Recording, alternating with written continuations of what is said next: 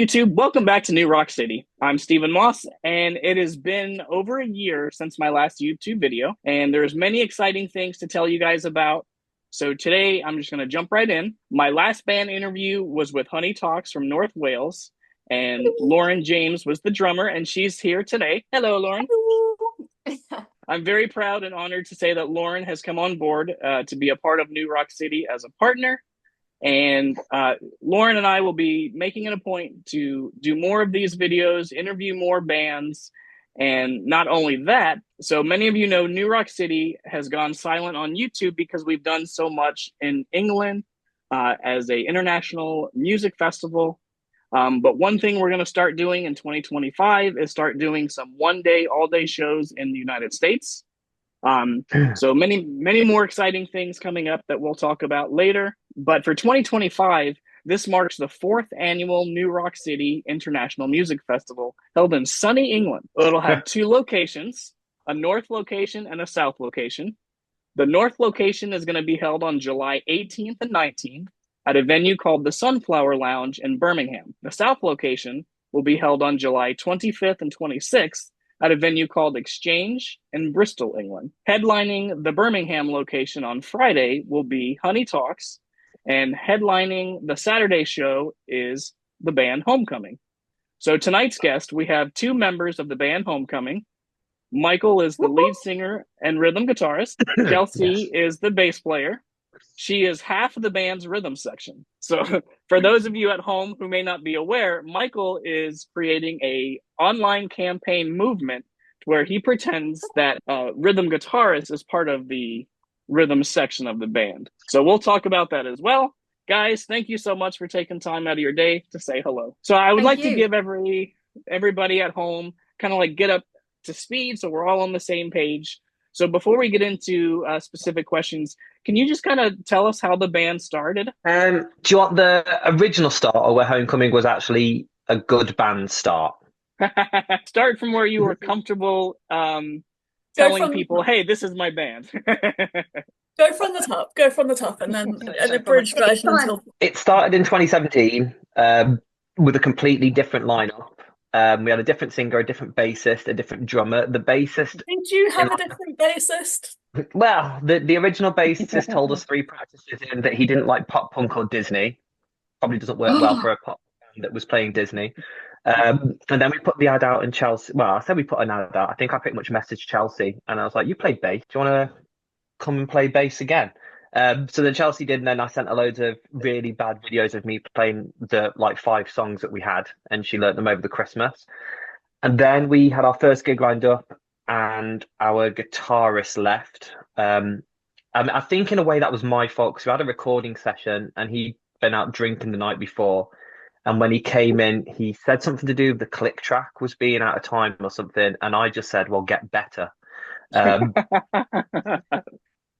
If memory serves, Chelsea, he left the studio at that point.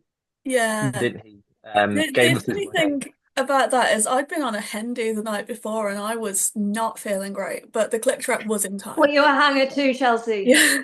Oh, gee. I had like about an hour's sleep. It was wow. Bill Power, troopers. he left, then we got another guitarist in, then we did the gig, and then the drummer left, and then we found Matty, and then COVID, pretty much. So then we did were nothing for gigs before COVID. Like we were gigging like every few months. Every 5 or 6 months we had a gig, and then COVID. Then I think we did 3 gigs before COVID. Yeah, we like started to get stuff lined up, and then COVID happened, and then obviously everything was cancelled. Then obviously and then Michael gave us all COVID as well, so then we ended up having to cancel another gig. So yeah, after COVID, we started practicing again, and then our guitarist at the time, you know, things were going on, and so then we got Paul. And to be fair, I did actually message Paul in 2017 and said, "Do you want to be in a band?" And he was very selfish and had decided to just start a family. Oh. So very selfish and rude, but eventually, you know, we got the lineup that we wanted. So the official Homecoming start date would probably be 2022 March the 26th, I think, which is when Paul did his first gig. Paul learned all of our songs, which by that point was like quite a few. I think we were playing like 45-minute sets, and he learned all of our songs in about 10 days and Oh, one wow. practice. And that practice Michael wasn't even at for that one practice. So I was trying to sing the lead part so that Paul had like some idea what was going on. It was complete, and he absolutely smashed that gig. So we kind of all, after that, kind of looked around while we were on stage and we were like, this is it. Like, We did the this is announcement on good. This is stage. how Lock good it this in. gig has Lock gone. it in now. Did it there and then on stage, and we were like, he's in the band. And it's been pretty much like it's that's where it kind of the band properly, formed. I'd say that's where it was. That was our Blink-182 moment, our Travis Barker moment, essentially, wasn't it? Obviously, the getting Matty was the original Travis Barker moment No, because, Getting as I said, Me was the original, and then Matty.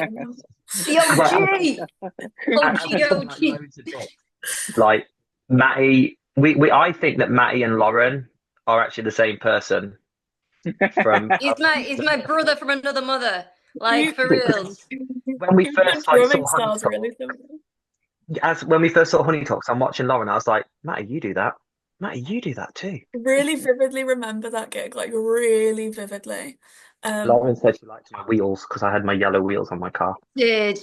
I'm obsessed with cars and Pimp My Ride and all that stuff. And like, literally, Mike, he like, oh, stunning That- cars and wheels. that They gig, were life and I let Paul drive my car home from that gig because we'd car shared because it was quite a way, and he spent the entire time just absolutely hooning it down these little lanes and just like like having a great time. I really vividly remember the whole night, and then he kept looking at me and apologizing and being like, "I'm really sorry for driving your car so hard," and then he just harder. it's great. Don't talk to the devil, Matty. Just message. Go away. But yeah, so Matty. getting Paul was our proper like Travis Barker moment where the songs decided to fit in. The writing process just got a million times easier, and the stage show and the stage presence and everything just started gelling, and it just felt a lot more comfortable.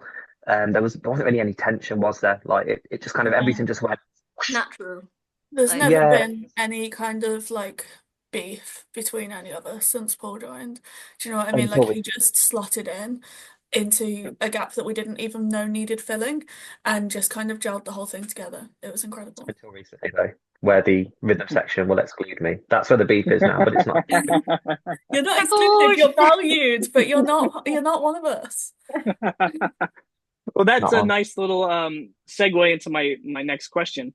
So last year you put out an EP with an absolute brilliant name. It was called Pop Punk from Wish. Yes.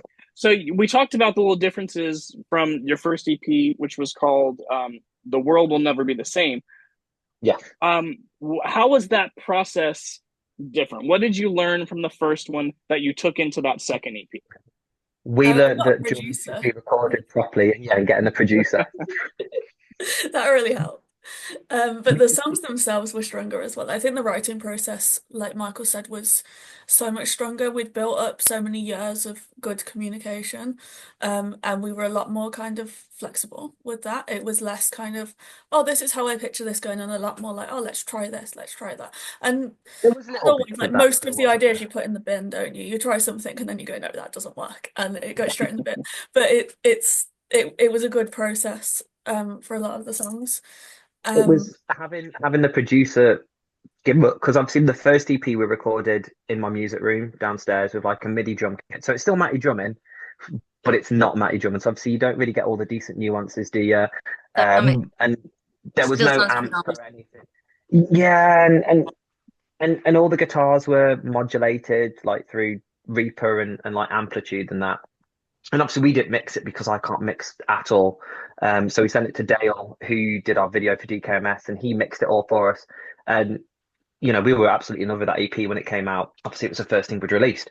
And Liam had messaged us, I think, a year prior to us going in, like introduced himself. Hey, I'm a producer, and I think I messaged him. I said, yeah, hey, dude, yeah, we just recorded, but we'll let you know if anything else comes up. And then Save Our Ships had released their EP with him, and just the sound was just so huge. And so we contacted Liam, locked in for the 5 tracks, and just everything that he gave as well wasn't like we go in like Matty obviously is. Well, he's Matty, and so you kind of go in and watch, and you're like, oh, he's so good. Matty gets everything on the first take. It's Yeah, pretty disgusting, honestly. He'll play it better than like we've ever played it in practice. Do you know what I mean? And And he'll then just we nail have to it. go in afterwards, don't we? Like Matty Yeah. goes in, and then it's like, because I remember Liam saying it's like, oh, if it goes like this quick, like how Matty's done, I'm like, no, you've got me next. I will not be that tight at all. But I remember going in for Matty's second drum day, and we did D20 was the last song we did the night before. And Liam was already writing all these synth parts and that, and we got in, That's an and he just incredible went, song, might I add. oh, Like, D20, yeah, thank you. and the meaning. And even better with the synth, isn't it? Like he just took all these little bits and made it so 80s. But he sat there and We he had went, like you know, so many ideas of what we expected, especially that song and BJ's. I had so many ideas what I expected them to sound like, and don't get me wrong, it's not like he did something different. He just added to it. He enhanced what was in all of our and heads. He kind of took but it was that from little, our brains and then went, "Yeah, but what if we made it like this?" And it was great. and it was the chord That's change awesome. as well, wasn't it? Like in D20 specifically, he said, this chord you've got at the end. He said, just switch them around. He said, you've got this end, which sounds like quite well, not emotional. It's like a with the synth and like the da da da da da da da da. So I was like, oh, okay, cool. We went and did the guitar part. I'm like, yeah, okay, wicked. Yeah, that actually makes so much more sense now going da da da da. And it's just all them tiny bits, like Chelsea said. He'd be there and we'd be there thinking, yeah, we've got all these harmonies sorted. And he's like, yeah, how about another like 8 harmonies? Um, and we're like literally sitting there in the room, weren't we? Like for BJ's, just coming up with harmonies like on the fly kind of thing and shattered echoes and that. Just we'd be sitting there at one point humming a part, and he's like, right, yeah, in the booth now, go quick. And you're like, The thing is, oh. he would do that sometimes to me, and I'd be like, I can't sing that. I'm not a singer. And he'd be like, Yeah, you can. You'll be fine. And he did that to you, actually, didn't he? Was it He did tell DKMS? me off for DKMS. No, yes, yes, it was. He said you sang D20, and I do believe it was the first telling off that I got. It wasn't a telling off. It was like you just sang D20. Shut up. You can sing it. It's Like, in you a can different do key. this. Uh, and he was right. I did, man. I did do it. And but the problem is now I can't do it live. So You smash it damn me. But now he all was the days. the difference, like the second EP and like subsequent one afterwards. It's just the process. Everything was just so much better. And it would be when it's what you'd expect, and you get more money and you can record better things. And it was kind of like Matty won't listen to our first EP now. Oh, He really? hates it. He said he hates the fact that it's MIDI drums, says they just sound crap. So we do keep playing around with the idea of going, well, when we get a bit more money, a bit more time, and a bit low down in the recording, shall we just like go into the studio, do 2 songs, do a new one, and maybe record one of the first EP songs again, just to re-release it as something that's not trash and something you'd be more proud of. We've got like a whole EP's worth of new songs that we're currently working on as well that I kind of feel they need to see the light of day first. Yeah, Well, very nice. that's the thing. But I would like to re-record some of the first EP. I'm still really proud of it though. We still did Oh really yeah. good. Like you know, hindsight's a wonderful thing, but we didn't have it. So Very nice. Well, I'm gonna the first song I want to play is off your newest EP, and we talked briefly about it. But the song is My D20 Just Rolls 11. What can you tell us about the song and the video? The song is about Stranger Things because lots of people have asked me. I think James from Save Our Ships was telling me about a D20 Rolling 11, that it's not actually that good. And I was like, dude, I've never played it. I was like, it's just a play on everything Stranger Things. I wrote the first verse and the chorus, and then I'm really struggle when I start the song. I don't know how you guys do it, Lauren. Like if Adam can just like nail them out. Occasionally I can write a whole song and go, wicked, I've got it. But D20, I'd written the first verse, and then I said to Paul, I was like, dude, I'm struggling. So that was mine and Paul's first like lyric collaboration. Uh-huh. So he wrote the second verse for it. And then I was determined to have like the Stranger Things theme in it, but we play it in C or F, sorry, in Stranger Things in C. So it's like, can't get sued, it's in a different key. And that's pretty much where it came from. It was just little references to all the Stranger Things parts, like most of it's from episode 1, and then the video we tried to do. The video is old, but we redid the music on it. Because on the video you'll notice I'm a lot slimmer and a lot younger. we're also a And lot a lot sweatier. great. It was like 45 degrees that day, and we were absolutely It was the dying. day, it was the I'm hottest so day, Oh wasn't it? wow. It was insanely hot. We were in a tiny little like converted barn with extra layers on and really thick like cotton dresses or whatever you kind of thing. Or it was just sweaty. We also didn't think back then to put dampeners on the cymbals. Okay. So with their sorry. play quiet. I had to Google that because when you said 45, that's pretty cold here. So I had to Google it. 113 degrees. Okay, now that makes sense. Sorry, go ahead. It was So insanely hot. And you can see the glistening on our skin, which you could pretend was like added effect. Boo pools. Yeah. But yeah, with that, we did all that video ourselves too, and it was just messing about on Adobe Premiere Pro. I think I've got you to get me a legit version of it. you wouldn't steal software? No, I would never steal a succulent Chinese meal either.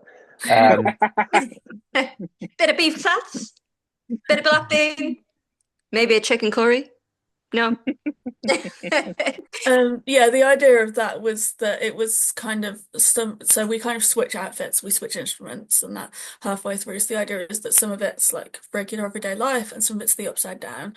I don't know how well we executed that in hindsight, but that was the premise behind it. We That's just why put blue filters on everything. Yeah, like VHS filters. Yeah, that's what Very that'll do. cool. So Yeah, for those that at was home, here's the video. My D20 just rolls 11 by Homecoming.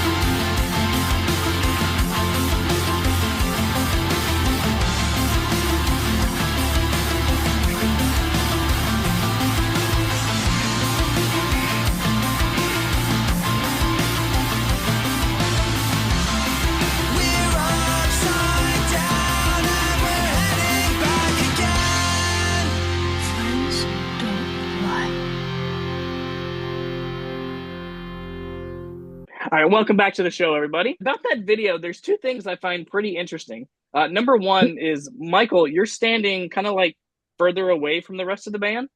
And number two, when you do decide to come a little closer to a member to kind of play like a little dramatic fashion, you chose Paul. So what I'm wondering is, was that like subliminal, or were you really trying to show that you don't belong in the rhythm section? Oh, God damn it. You said you would go hard on that, and you did. Um, I ah, like I haven't this. got I'm so on I board with haven't this. even got a comeback for that. That was before I knew how important I was to the rhythm section. Um, Okay, okay. so that was me in frontman mode. So obviously, as a frontman, I am obviously superior to the rest of the members of the band. It's part of the complex comes with the role. But I am slowly ditching that part of it to accept that no, we are one unit, except for Paul because he's lead guitar. So what we're witnessing is just the transition. I got it. I got To obviously to the best section of the Transitionals. band. Transitions to the best section, the rhythm section, so I can join in with you fine people. So I want to, on a serious note, I do have to say, so on August 4th, 2023, I came to see Honey Talks play at the Sunflower Lounge, and I took a video of that. So I'll play that.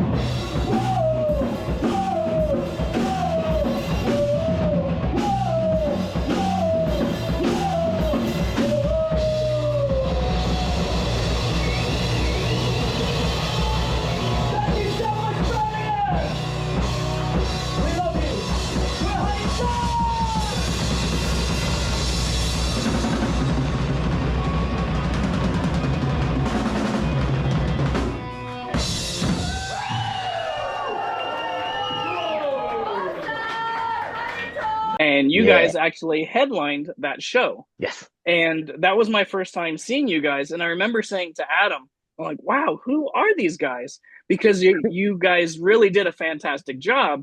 You had so much energy, stage banter, and you even played 2/3 of your Disney cover songs. And in my video, you're actually, Chelsea and Michael, you guys are actually in the video that I took. And as the camera is kind of like going around, it shows you guys. And Michael, you're just kind of like looking at the ground and you look very bored. So my question is, why do you hate Honey Talks? The reason I hate Honey Talks is because they are all just so talented that when they play before me, I have to go, shit, people have got to see my god awful guitar playing and skill after them. Like, and then, you know, I look over them, see them in the corner, I'm like, yeah, you know you're better than me. That's all right. Be daft. I look down in disappointment at my own skill. Now, on that song, I presume that's Absolutely incredible. Incredible. I'm Bloody going to love you assume guys. that'd be I love you more. That'd be Surface Pressure, wouldn't it? That one, if it's me No, and Chelsea singing. no, you did not play that during that Oh. show. So during that show, you played Kiss the Girl and I Want to Be Like You. Oh yeah, I hate that one. Oh, that's my favorite one.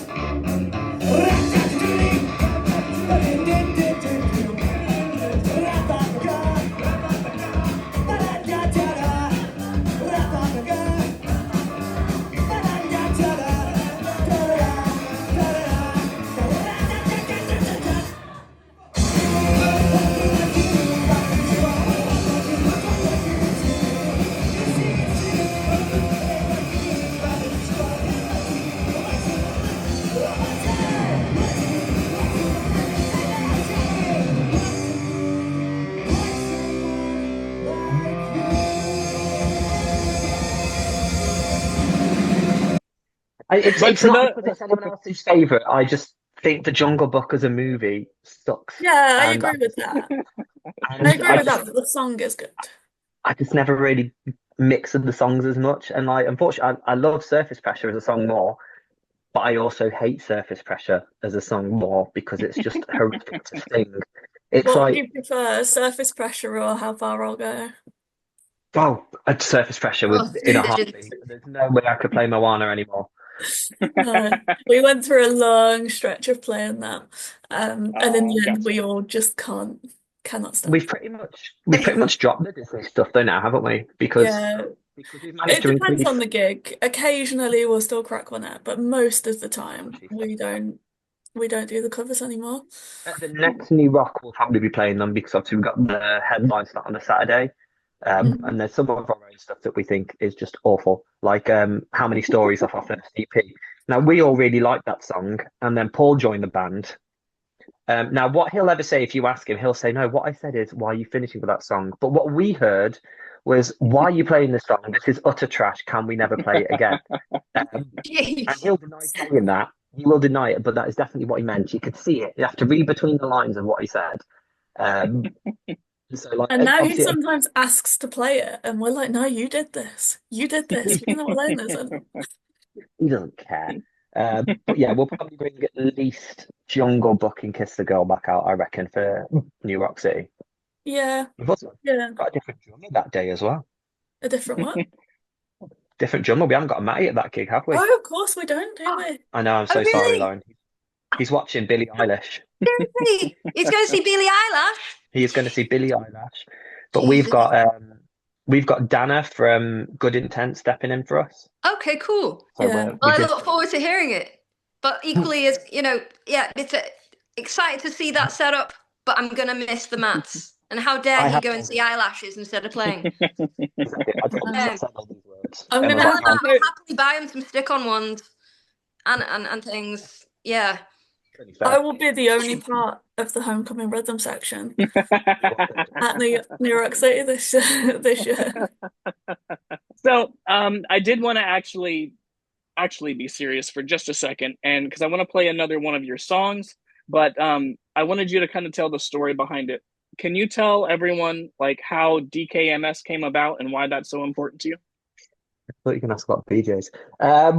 So, Well, that's important too. That's a different. oh wow, it's 2 years now, actually, isn't it? So 2 years ago, I donated stem cells. Got the call. Went to a dude in France. Don't know what's happened because no one tells you anything. But I kind of felt needed to do a bit more than just do that. So I think it's definitely one of the more personal songs that I wrote lyric wise. And it was the quickest one I think I was able to write on that bit too, because the feeling was quite fresh as it had happened. And it is quite a big part of what I feel I did. I just Absolutely wish I'd incredible. written it. And so we obviously did that song, did the video for it in September. That was all a one-shot video done by Dale, who mixed our first EP. And then we raffled off one of my guitars for DKMS as well. And we made £203 they got in the end after the raffle charges were taken. That's And they incredible. sent us a letter. Cool. That's And yeah, awesome. they shared it. And anytime we do anything to do with DKMS shares, we share them regularly on our stories and posts and stuff. I share it and just try and encourage people to sign up as well. And we put that message on the video and on my guitar. Yeah, exactly. Yeah, it's pretty cool. I like that Very one. nice. So for those at home, here's the video for DKMS by Homecoming.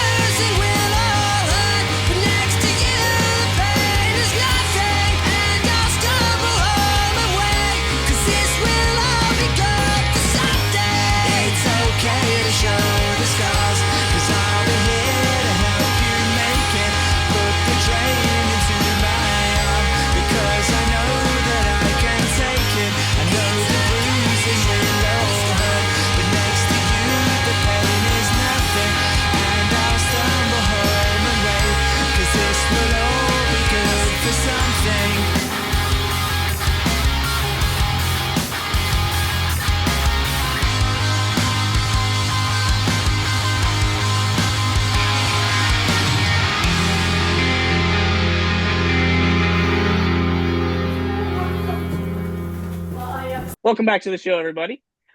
So there's two more songs that I'd like to play for everybody. The next one is BJ's and Your PJs, which has a really funny story behind the title. Can you tell us about that? Go on, Charles. So one day I was at work, but I was, scrolling through Instagram or whatever, as you do. And I saw a message from Michael pop up, and I opened the message instantly because I was already on my phone. And the photo that he'd sent me was a poster that said BJ's in your PJs, obviously like a play on Ben and Jerry's type of thing. And the caption was "Tonight's question mark." I'd like to point out I've been in a relationship for 10 years at this stage, so I wasn't interested. And then the message just instantly went away. And Michael obviously had basically accidentally sent that to me. It was meant for his wife. He deleted it, honestly, within a second or two. It was gone. But I'd already seen it. And that was enough. I don't think I stopped laughing for about 15 minutes. You were actually quite embarrassed, weren't you? It was honestly one of the funniest moments of my life. I had like tears rolling down my face. It was incredible. We do now get regularly tagged in that picture though, whenever anyone sees it on Instagram or anything. I just get either a tag saying, "Is it?" I'm like, "Yeah, this is the one. This is the poster." And then I like, will I'll put that poster in the video so people can see it too. Yeah, it goes around every now and then, but oh man, it was so The funny. lyrics have got no relevance to the title either, have they? We were just saying it's like, it needs a title. Should we just go for that stupid mistake? It's like, yeah, that will work.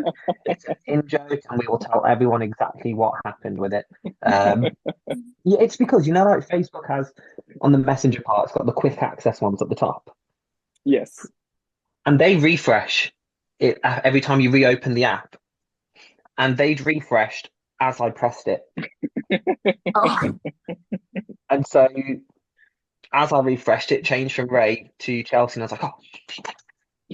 And then I think all that you saw was just a stream of like ha ha ha ha ha there ha was ha ha ha. laughing emojis and me just going, "You idiot, Michael." The message Ray going, "Hi, so just so you know." and how was the first band practice after that? Could you actually look at each other in the eye? Was it Oh, like it's just you're just funny. laughing the whole time? It took a while to kind of settle into the situation, play some tunes. Yeah, it's just hilarious. Honestly, we both just found it so funny. And to be fair, so did Ray and so did my boyfriend Tom. They were both just like, yeah, that figures. Just one of Michael's many messages. I once messaged my sister-in-law asking if she wants to go see Coco at the cinema, and my phone auto-corrected Coco to cock. So the message, and all I put was, I meant to put fancy Coco on Tuesday, fancy cock on Tuesday, and I'm like, no. To be fair, That's incredible. That's gonna have to be part. We're gonna have to write a song about that now. That definitely needs to get in there. Oh, and you went, yeah. That's what she said. It's just for one of Michael's stupid phone cock-ups. I'm very good at them. I blame swipe keyboard for most of them. I blame I the love lack that of story. proofreading for most of them. But yeah, the lyrics are totally not related to the song title at all. I usually have to ask Chelsea to explain what the lyrics are because I just wrote them.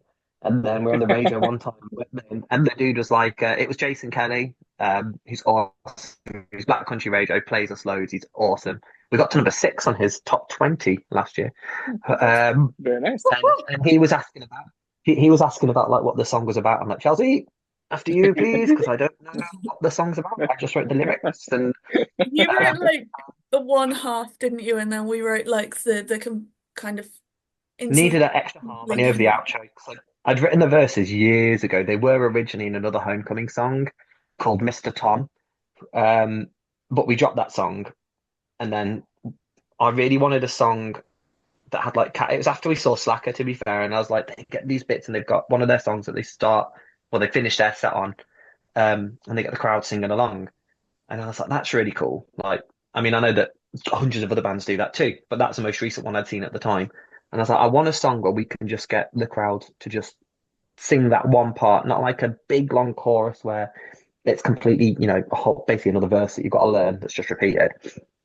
And so I think I've got the first rehearsal video that we did where it just had woes instead. I was like, let's just start with woes and I'll go from there. And so it's just this video of us on in the rehearsal studio going, whoa! I was like, we need something else. We wrote that. And then when I originally wrote the music, I always had in my head like, because part of it had changed. Originally, I wrote like the stabby part, and that was in another really old song in a different key, and it was called Michael's Moment. Was that bit because I was like, that's my moment. I'm having that. And then after that went to like a more feeling this kind of thing. And I was like, we need some like overlaying vocals. So we got all that. So we've got the normal course that goes through normally, and then we added on the extra part, which is when Chelsea has to explain what the lyrics mean, because we didn't realise afterwards. So obviously the chorus is "You can have a future here with me," and then another part, or as Finn would say, a kitchen. Don't know why. Apparently the lyrics are a kitchen. Oh, he's so cute. That was one of the gigs. Me and Paul were just like, we're going to do it. We're just like kitchen. Hey! The outro vocals go over the top is "There's a future somewhere, but it isn't here with me." So as Chelsea managed to explain to people, it's like a juxtaposition of a relationship with people that somebody wants the relationship and the other person doesn't, and it's these two opposing views. I did this. What Chelsea said. It's about the fact that you're both in the same relationship, but you don't always know what the other one's thinking or feeling. So one person thinks it's going really well, and he's like, "Yep, there's a future in this. This is great," and the other person's going, "I don't think this is," and you're not on the same page, and you're not communicating about it. And actually, exactly what it meant. that was genuinely a conscious decision on my part. I did clock that pretty quickly and went, "Yeah, that's quite cool." But I don't think you did. And that's what comes in at the end, because for most of it, it's one narrator saying, you know, "This is great, there's a future here, like, I'm really enjoying this." And then towards the end, that kind of doubt comes in of, actually, is that true? Like, is this? Subconsciously, that was obviously all at the back of my head when I wrote the lyrics, definitely. But like, you know, when people say like, because there's a few of the songs as well, and people going, "Is this song about like you and Ray?" I'm like, "Oh no, I just make up the lyrics." Like, there's not really. I think like FN is obviously ones that have got a legit meaning. It's about Finn, and DKMS obviously is about DKMS. What else we got, Charles? What other songs have we got? We got other songs Shattered anyway. Echoes, you wrote. That's quite a personal one. Oh yeah, Shattered Echoes was about when I had a breakdown a couple of years ago, and I wrote a song. But then, like, obviously, it's placed in the EP, as you were saying. We've got DKMS comes before it, which is, you know, quite upbeat lyrics, really, but really sad music. And then you've got Shattered Echoes, which is really upbeat music and quite personal, sad lyrics. Nice, like contrast, where it's like, you know, they're just contradictory but uplifting. They juxtapose each other. You see, I know big words. Oh, but like most of the songs, it's just kind of you just write a story, don't you? And you're like, yes, it hasn't really got anything. Well, obviously, it's got something behind it. Putting yourself in other people's shoes and then writing about how you think they would feel. Like George, for example, which is off our first EP, that is about a character from the TV show Scrubs. So that was you like putting yourself in that character's shoes and going, "God, how would this horrible situation feel?" Because in the show, that character's dying. I think you do a good job of that. You put yourself in people's shoes and you kind of explore what that would feel like through a song. I don't think you do just make it up, because they make sense. They're just not necessarily something you've lived. It's more a story that you're telling about something else. I want to go with Chelsea's answer. I worked in marketing for 7 years. I'm going with Chelsea's answer. But yeah, that's where BJ's name came from. Was a silly little image that I saw meant to send to my wife. One of the funniest moments of my life. Yeah, I know. I love that story. And now we just tell everyone about very intimate moments in my life. So, so for those of you at home, here's the video for BJ's and Your PJs by Homecoming.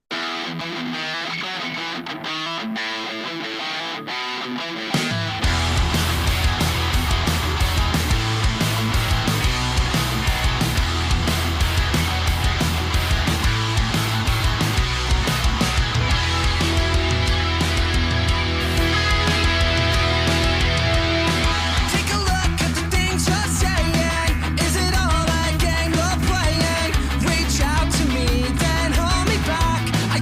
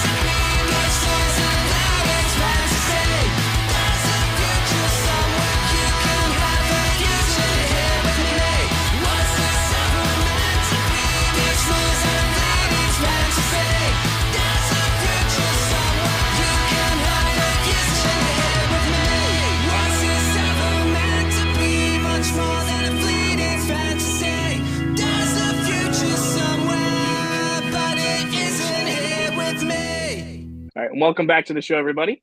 So, Michael, that is now the second video I've played for you guys. And in both videos, you still chum up to Paul and snub Maddie and Chelsea. So my next follow-up question is, why don't you respect the rhythm section? That's me snub up to Paul because of their rejection of my necessity in the rhythm section. So I have to go to another guitarist, someone who's so far away from the rhythm section, just to be like, dude, look, I need to feel a part of something. And obviously, rhythm guitarist to lead guitarist, we're scum to lead guitarist. So like, sorry, what's that, mate? 4 power chords, but on your bike, I can noodle. And so I was looking for just some emotional support from Paul. And funny on that video as well, you know, we made that specifically to be played for Elliot Minor on Really? yes, and Alex was on BSB TV and we'd already had DK and Mesh shown on it. So I was like, crap, I saw he was on it, I was like, we need a video. So I think I made that in like an hour and a half, like trying to find all clips I could of recent gigs. Somehow managed to somehow managed to sync some of it in with how the song went. Because I was like, just find BJs in any videos you've got. And I messaged him like an hour later. I'm like, here's the video, quick. We're on this show. And it worked because then we got the Elliot Minor support shot. Right on. Incredible. Absolutely incredible. It's So rad, proud, isn't it? guys. I'm very excited. Can't wait. We've got our So, dress rehearsal on Wednesday. Oh, really? Nice. Have you got We've your never dresses? played in a Dress outfits? Oh, of course. Well, I was going to wear the one that Chelsea wore in one of our videos, but she took it back to a charity shop. So all we've got now is a photo. You took it back. I did. Yeah. It was so No itchy. way. I thought you were going to keep it and then you were going to auction it. Oh no. Well, Or like I heard at one point someone said it was going to be burnt. I was like, oh gosh, they must really not like this outfit. yeah, no, I Like- said I was going to burn it, but then I thought it's better to go to charity, isn't it? To be honest, I think it's actually in the bag waiting to be taken. So if anybody I will- really wants me to see to burn I it, reckon, then I yeah, will bring burn it to the show. It is I will wear it. plastic, though. It's polyester, so I don't. It is Wear not burn. Might get I'll a wear bit boot Wear it. I will wear it with pride.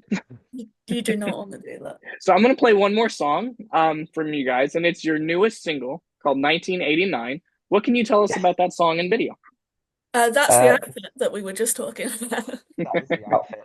The But one. the outfit Chelsea wears in that video, I got from a charity shop for £3 because we literally decided to do the video very last minute as well, didn't we? Because we weren't going to do one Yeah. in the end. We were like, let's not sink anyone into this. We'll do a photo shoot anyway. So I called Chelsea on the way home from work and I was like, dude, I've got this awesome idea for a video. We're getting the clothing, the photo shoot clothes.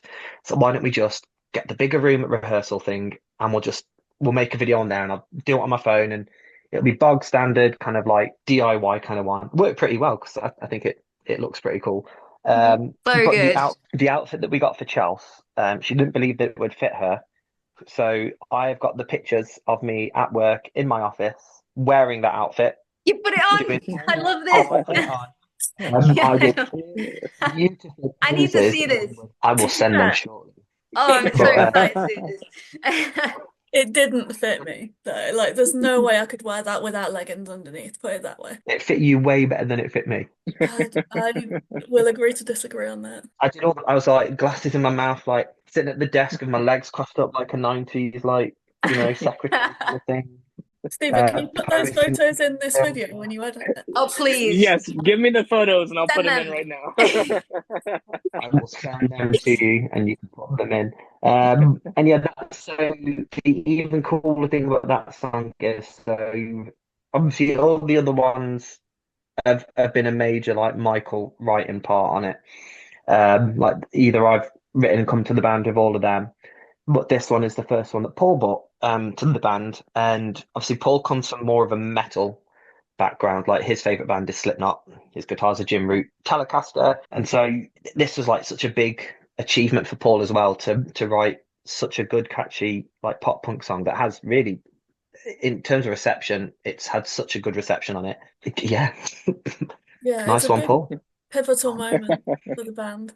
And I think we've learned a lot from releases as well. And I think the way that that release kind of played out, I think we're quite proud of that as well, with the photo shoot and the video, and also the fact that's the first one we've released as a single.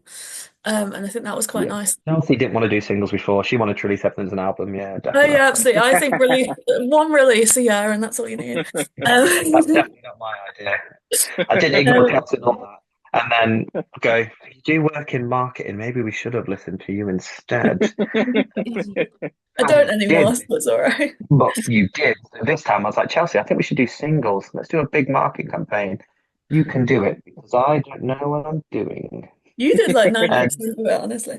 But the song itself it's about kind of like looking up to your idol and people in music that have made it, and kind of looking at them and going, what's different? What have you done? How have you achieved this? And being proud of them, but also being a bit kind of being aware of how hard you work as well, and how hard all the underground artists that you see and the unsigned artists, how hard they're working, and that kind of feeling of being left out and being, just wondering how they've made it, and imagining that one day that might be you.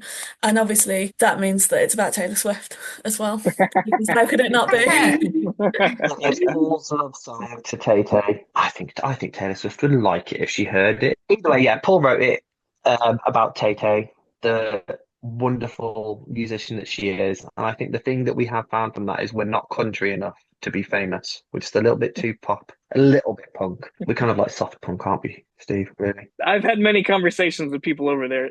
What we call punk in America is different from what you guys call punk. So I would classify it as punk. Great tell. Is punk more pop punk in America then? So when most people here in the States say punk, we're referring to the Southern California pop punk. So like your Offspring, Pennywise, Green Day, things like that. That's punk. But then I'll say that over in England, they'll be like, that's not punk.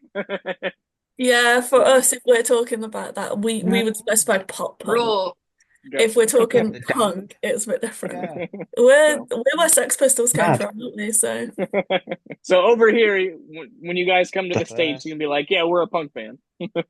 Wicked. I'm going to say it. I'm going to tell them I'm punk rock. Yeah, we will. So, next year when we're there, we will. So for those at home, here is the video for 1989 by Homecoming. Homecoming is filmed in front of a live studio nothing. Hey, Charles! How you doing? Pretty good. You? Yeah, good. Good. Hey, guys. Yeah, what? So, I've written an amazing new song for our show next week. How about, in true 80s style, we bang it out now, note for note perfect, even though we've never played it before? Sure. Let's go.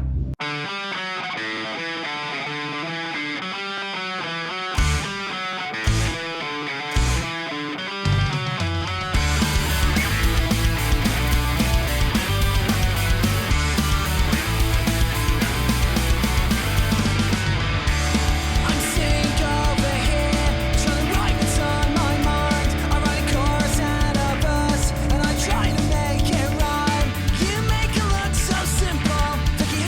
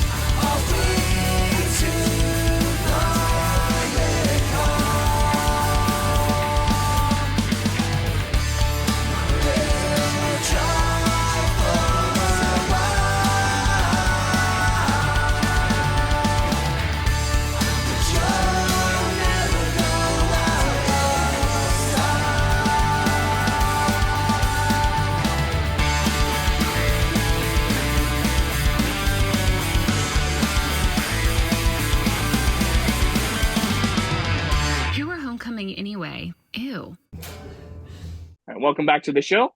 So we talked a lot about, like, in chronological order, the start of the band, your first, second EP. What I want to do now, we've kind of briefly touched on the Elliot show. What do you have coming up that you want your fans to know about? What are you excited about? What's the future for Homecoming? Elliot Minor, the show at the Institute in Birmingham with Elliot Minor. When is that? That is the 24th of April. It's very, very close. I'm very, very nervous. We gig enough that we don't get that nervous often for shows. We get like a little, we get excited, but not nervous as such. I don't really anyway. And I am think we have so scared played for this one. in front of like more than 400 people that I can think. Yeah, no, it's by far the biggest You're gig gonna I've- absolutely smash it. And the lights as well. You'll just be like blinded by the lights. You won't even see anyone. You just be like, yeah, just rocking out in your zone. I'm The more other worry nervous for with it sound is check, I'm actually. going to fanboy. And I know I am. Like, Ray told me, and so's Tom. They were like, just so you know, don't fanboy. I'm like, I ain't guaranteeing anything. Like, I am going to fanboy. I know I'm going to fanboy. I'm like, oh my God, it's Alex Davies from Elliot Minor. But yeah, we've got that gig coming up, and then the week after we're playing with Thomas Nicholas, the dude from American Pie, which That's going to be awesome too. which for everyone else who's ever watched, movies from that part, basically everyone of our generation knew who it was, but it was so sweet when Paul messaged the band chat, and he's like, guys, that guy we're playing with in Birmingham, do you know he was in a movie? He was in American Pie. And we're like, yes, dude. Like, he'd never seen American Pie until about a month and a half ago. Yeah, we made Really? him watch it. We said you can't play that gig without having watched Oh. at least the first two. Wow. And what did he think of it? He said he quite liked it. And I did say, I was like, watch it, knowing that obviously it's very different to what would be in today's films. He's like, oh yeah, I'm not a prude. I'm like, oh no, I mean, like, it's very like.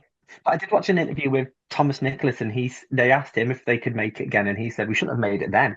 And he was like, but we did. So he's like, should we make it again now? He's like, probably shouldn't, but we could. And I'm like, he's not wrong, and it is like, that's quite exciting. I'm pretty stoked for that. Product of its that time. was- that film. That was going to be like, before we had the Elliot Minor one, we were like, oh my God, we're playing. And now, I mean, I'm not saying one's better than the other. It's just we've got these two massive, like, really big gigs for us. Then we're playing with Decade. We're playing a big pop punk party thing, like with Decade in the Day and Hourglass, and I think Sharp Eyes are on it too. I can't remember the gig post, and I sound really obnoxious now, not knowing it. Playing that in June, and like that's doing similar to when we did the show the other year. People are singing with different bands, so we're getting Hope from Hourglass is going to sing Laura's part in Empty Notoriety. Decade have asked if I want to sing in their song that they released with Thomas Nicholas. And then I believe the show after that, Stephen, I believe that's New York City. Oh yeah. And I we forgot are- about that one. It's crazy. Like we're pushing that one. Like, I mean, that one's like what, months away still, and we're still pushing that one loads because we're like, guys, you got to come to this. Like, first of all, I was like, sitting saying the list of bands that are playing on it. I was like, I'm a headlining, so you got to come anyway, haven't you? Like, let's do what we did when Honey Talks played at the Sunny with us. Let's sell it out again. But I can't wait for that. I mean, the bands that are gutted that you guys are on the Friday, but I'm still going to come and watch you guys anyway. Yeah, we're obviously. still going to come on the Friday to see you guys. So- Hey guys, that's love. And I mean, likewise, who else- obviously, I'll be there the whole thing for sure. Wouldn't miss it for the world. And then Friday, I think you got this Fallen City. Are they playing as well? They are. Yep. So their front man, Chelsea, he is the most handsome man you'll ever meet, isn't he, Chelsea? Oof. He is very handsome. He is very handsome. It's just that Michael introduces him as the most handsome man instead of. I introduced him and I'm like, this is handsome Josh. He's in this Fallen City. I think Parallel States are they on a Friday? Wow, you're putting me on the spot. I don't have the list on me, but they're one of the days. I know the Saturday lineup as well. It's like such a massive Birmingham like orgy of bands, isn't it? Like Good Intent, Beachfront. I think Decade are on the Saturday. Are Decade They're Saturday? on. They're They're on the on. Saturday. Yeah. And then like even more excited again to see the Lasketeers again, and I'm playing guitar with them. So Phenomenal. Yes. Yeah, I'm that's stoked for going to be that. so fun. like even So, yeah, seeing them last year was ace, and playing with them this year is going to be so cool. And there's 3 American bands this year, isn't there? Yes, so we have a band from Los Angeles, so like both locations in total will have a band from Los Angeles, a band from Yonkers, a band from Buffalo, and then of course the Louseketeers from New York City. So yeah, I'm really trying to push the international part. Did you say Yonkers? Yes. As in Yonkers? Yeah, Yonkers? Yonkers. Yeah, Yonkers is just above the Bronx, so it borders Manhattan. It's just that on lots of YouTube videos I see and TikTok and that where Americans make fun of British place names. I mean, to be fair, some of ours are hilarious. Yonkers. That's pretty Wait, funny. It don't you reminds me of Onken. You know, the yogurt. I love them yogurt so much. The salted caramel ones specifically.